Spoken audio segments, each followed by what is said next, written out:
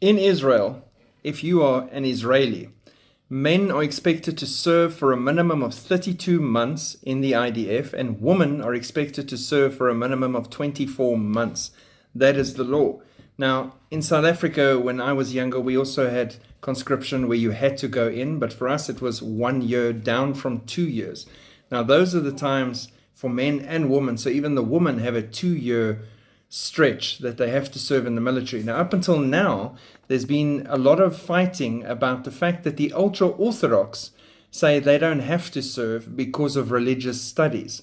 Now, the problem is their excuse now is falling apart, because the initial excuse given by the ultra-Orthodox to be exempted from army service was due to religious studies. This precluded them from taking part in the defense of their country. Now, however, the truth is out that the real reason is that there's a fear that some will become secular, per the former chief rabbi J.C.O.M.E.S.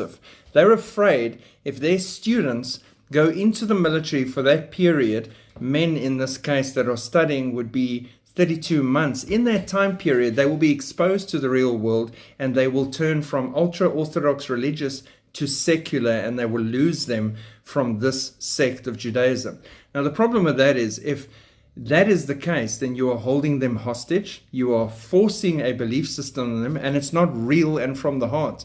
It's got to be a relationship with God. You've got to be able to sustain that in any environment, whether it be in the military, in a war situation, in the real world. If you have to seclude people completely away from everything around them and indoctrinate them as hard as you can to keep them ultra-religious, it's not real.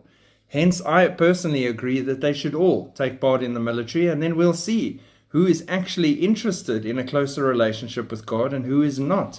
And ultimately, I think the exposure to the military will expose them to Messianic Jews serving in the military who can teach them about Yeshua HaMashiach.